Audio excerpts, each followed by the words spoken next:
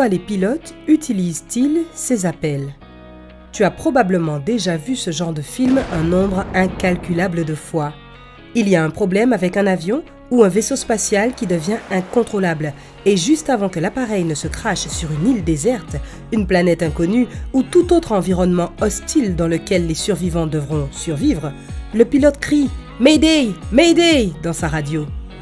En fait, Mayday est l'un des rares mots codés utilisés par les pilotes que la plupart des gens comprennent. Mais t'es-tu déjà demandé ce que ça signifiait ? Que veulent vraiment dire les pilotes lorsqu'ils prononcent Mayday et d'autres noms de code similaires ? D'après la manière dont il est utilisé dans les films, on pourrait facilement penser que les pilotes disent Mayday pour n'importe quel type d'urgence. On pourrait aussi croire que ce mot n'est prononcé que lorsque l'avion est sur le point de s'écraser. Ni l'un ni l'autre ne sont totalement vrais. Mais tu es quand même sur la bonne voie, ou devrais-je dire, route aérienne. Quoi qu'il en soit, Mayday et les autres mots du même genre sont connus sous le nom de paroles ou mots de procédure. Ces termes sont utilisés pour transmettre rapidement une information par radio, ce qui peut être vital en cas d'urgence à 9000 mètres d'altitude. Mayday appartient plus spécifiquement à la catégorie des messages de détresse. Mayday est l'équivalent de SOS et c'est le type d'appel de détresse le plus urgent. Il n'est utilisé qu'en cas de situation de péril imminent pour la vie des passagers d'un avion ou d'un bateau. Si un avion perd un moteur ou qu'un incendie mineur se déclare à bord, l'équipage tentera d'abord de régler le problème par lui-même. D'autres situations où l'on peut avoir recours au Mayday comprennent les urgences médicales, les dommages sur le fuselage, la dépressurisation de la cabine ou le dysfonctionnement de l'un des composants électroniques essentiels au vol. En fait, ce message correspond à tout ce qui nécessiterait un atterrissage d'urgence ou le déploiement de services d'urgence comme des ambulances ou les pompiers.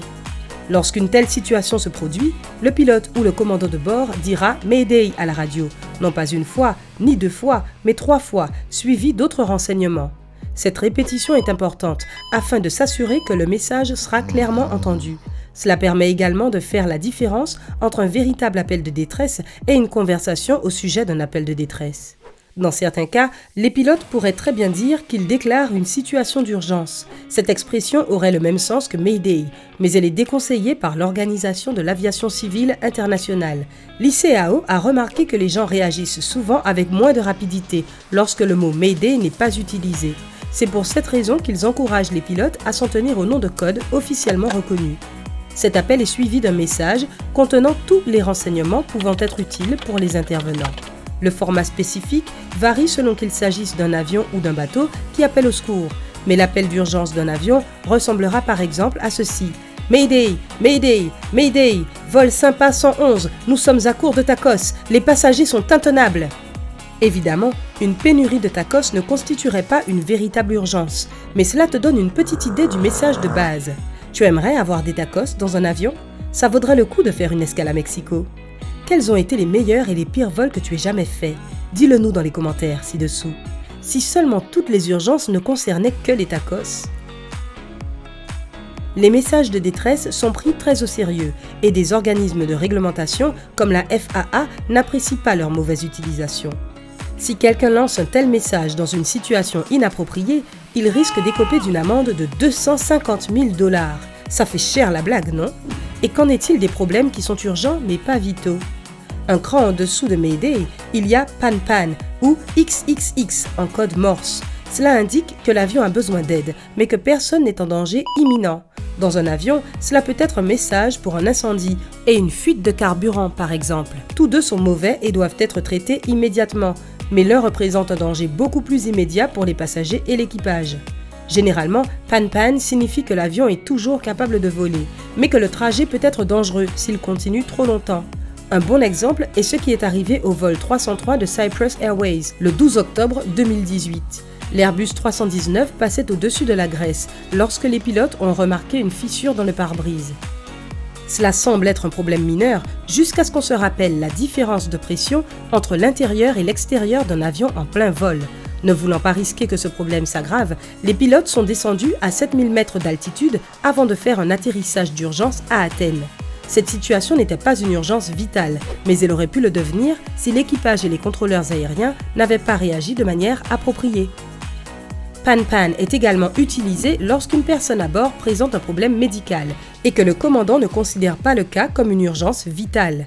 Dans ce cas, l'équipage sera mis en relation avec un professionnel de santé qui lui donnera des conseils sur la conduite à tenir. Si le médecin décide qu'il s'agit finalement d'un risque majeur pour le passager, l'appel sera transformé en Mayday et l'avion se posera en urgence à l'aéroport le plus proche. Les pilotes anglais utilisaient autrefois le terme « pan-pan medical » pour désigner ce type d'urgence, mais ce terme n'est plus utilisé officiellement. Comme dans le cas d'un appel de détresse, un appel pan-pan implique de dire le mot 3 fois avant de détailler le problème en question. Et au cas où tu te le demandes, non, le fait de manquer de tacos ne justifie pas un appel pan-pan, à moins que les passagers n'aient déclenché une émeute.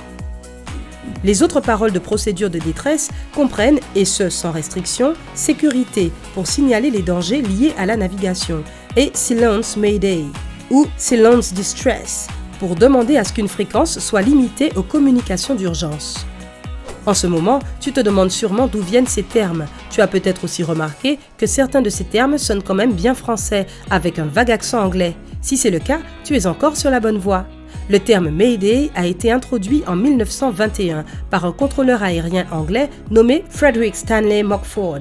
Il avait souvent entendu des pilotes français dire « Veuillez m'aider » quand ils étaient en détresse. Avec l'accent anglais, Mayday ressemble aux deux mots May et Day.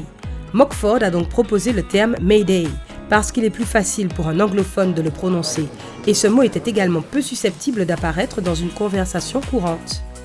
C'est aussi beaucoup plus cool que de simplement dire « Aidez-moi » à la radio. Donc, bravo la France ou l'Angleterre. En fait, je ne sais pas lequel des deux pays il faut remercier le plus. N'hésite pas à donner ton avis dans la section des commentaires. Et pendant que tu y es, n'oublie pas de mettre un like et de partager cette vidéo avec tes amis. Et pour les autres mots, pan-pan vient du français pan. Je te laisse deviner d'où vient le mot sécurité et silence s'inspire aussi du français silence. Tu en sais maintenant suffisamment sur tout ce qui concerne Mayday et les autres messages d'urgence. Mais il y a plein d'autres termes qui sont utilisés chaque jour. Les plus basiques comprennent des mots comme Roger, Wilco, Over et Out. La plupart des non-pilotes connaissent et reprennent ces termes, ce qui énerve d'ailleurs les vrais pilotes, car ils les utilisent souvent très mal. Over signifie que tu as fini de parler et que tu attends une réponse, alors que out signifie qu'aucune réponse n'est attendue. Donc, si tu dis over and out à un vrai pilote ou à un contrôleur aérien, tu ne feras que l'embrouiller, lui faire perdre son temps, et il verra bien que tu ne comprends pas ce que tu dis. Les autres mots les plus fréquemment utilisés sont Roger et Wilco. Au moins, ceux-ci ne sont pas complètement contradictoires. Roger signifie que le message précédent a été bien compris. Il peut aussi être utilisé pour dire oui dans certaines circonstances, comme la réception d'un ordre, mais ce n'est pas le but premier. Si tu veux préciser que tu comptes faire ce qu'on t'a demandé de manière précise, tu peux dire Wilco, qui vient de l'anglais will comply. Tu ne peux pas dire Roger Wilco, comme tu dirais DAB pour un distributeur, car ceci est incorrect. Au fait, c'est pareil pour supplément bonus, ce sont des erreurs de langage, et une de mes préférées, importée de l'étranger. Tous ces termes sont redondants, mais je m'écarte du sujet. De nombreuses expressions du langage courant comprennent des adverbes ou des mots pouvant prêter à confusion, comme c'est, j'ai ou ouais, qui ne sont pas clairs à la radio. Ces paroles de procédure sont donc essentielles lorsqu'on a besoin de transmettre une information rapidement à la radio. Alors, tu te sens prêt à passer ton brevet de pilote avec tout ça en tête? Enfin, au moins la partie écrite. Ou pourquoi ne pas juste t'acheter un billet d'avion? En tout cas, si tu as appris quelque chose de nouveau aujourd'hui, donne un like à cette vidéo et partage-la avec tes amis. Et attends avant de partir, nous avons plus de 2000 vidéos sympas à te montrer. Clique simplement sur la vidéo de gauche ou à droite et profite du spectacle. Roger Wilco, prends la vie du côté sympa.